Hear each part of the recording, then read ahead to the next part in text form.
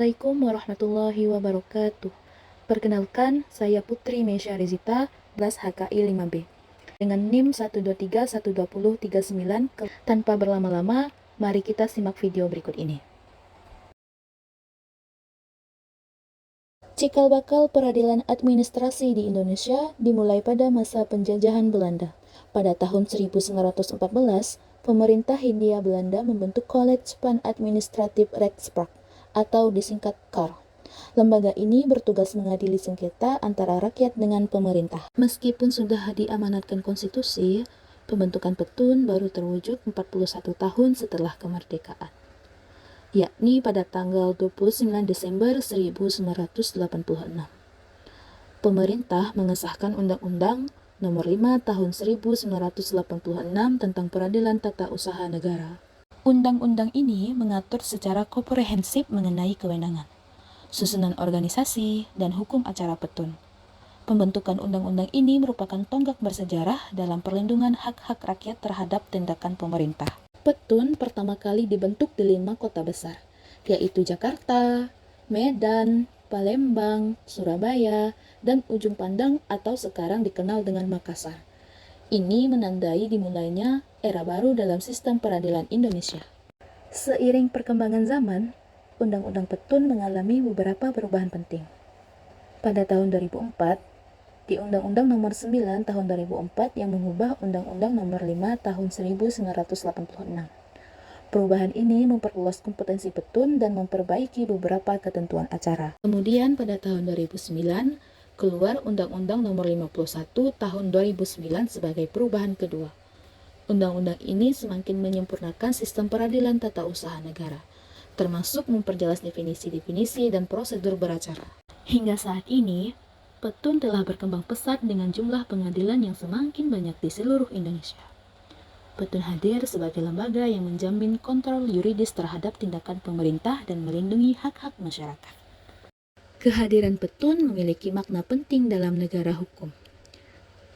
Petun menjadi instrumen check and balance terhadap kekuasaan eksekutif, memastikan bahwa setiap tindakan pemerintah sesuai dengan hukum. Melalui petun, rakyat memiliki akses untuk menggugat keputusan pemerintah yang merugikan. Ini mewujudkan prinsip equality before the law, bahwa pemerintah dan rakyat sama-sama tunduk kepada hukum. Jadi, perjalanan petun di Indonesia dimulai dari era kolonial, diamanatkan konstitusi sejak 1945, hingga akhirnya terbentuk pada tahun 1986. Petun terus berkembang sebagai penjaga keadilan dalam hubungan antara rakyat dan pemerintah.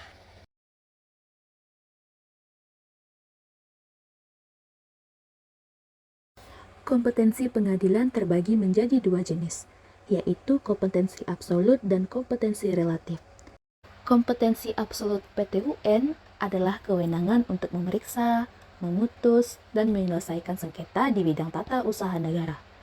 Artinya, PT-UN hanya mengadili sengketa yang berkaitan dengan keputusan badan atau pejabat tata usaha negara, seperti pencabutan izin usaha atau pemberhentian PNS. Kompetensi relatif adalah kewenangan PT-UN berdasarkan wilayah hukumnya. Ada 5 ketentuan penting. Pertama, gugatan diajukan ke PT-UN di tempat kedudukan tergugat.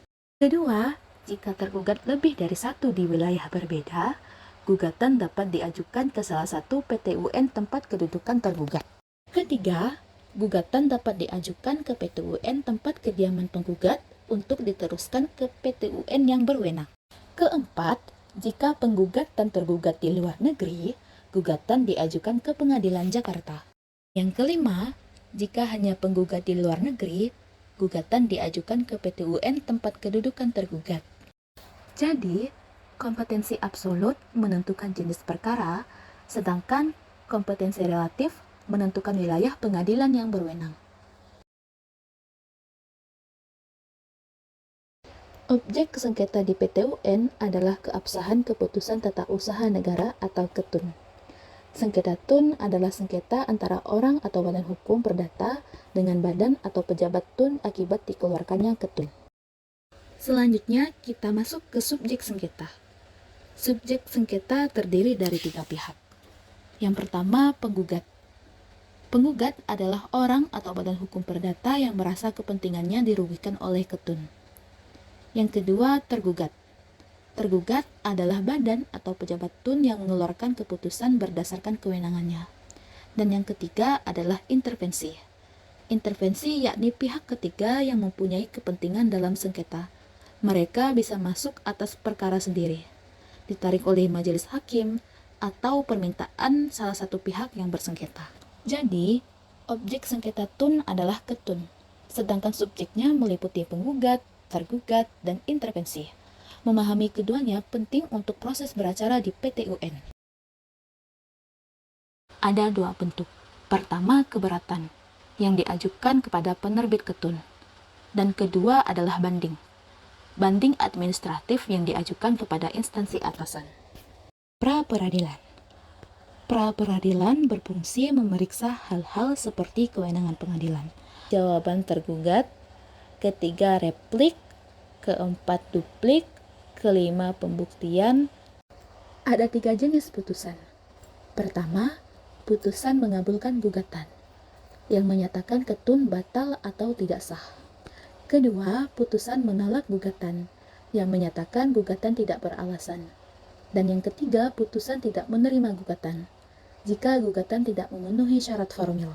Jadi, penyelesaian sengketa tun melalui tahapan sistematis dari upaya administratif, pra-peradilan, acara biasa dengan pembuktian, hingga putusan. Asas adalah prinsip dasar atau pedoman yang menjadi landasan dalam pelaksanaan hukum acara. Pertama, asas praduga regmatik. Setiap keputusan tata usaha negara dianggap sah. Kedua, asas peradilan terbuka untuk umum. Ketiga, asas pemeriksaan kedua belah pihak. Keempat, asas putusan harus disertai alasan. Kelima, asas persidangan dengan hakim majelis. Keenam, asas pemeriksaan acara tertulis. Ketujuh, asas aktif memberi bantuan. Dan yang kedelapan, asas cepat, sederhana, dan biaya ringan. Jadi, asas-asas dalam hukum acara PT UN ini memastikan proses peradilan yang adil, transparan, cepat, dan terjangkau. Memahami asas-asas ini penting bagi setiap pihak yang perkara di PT UN. Terima kasih banyak telah menonton video edukatif ini. Mohon maaf apabila terdapat kesalahan dalam penyampaian. Saya Putri Mesyarzita, pamit undur diri. Wassalamualaikum warahmatullahi wabarakatuh.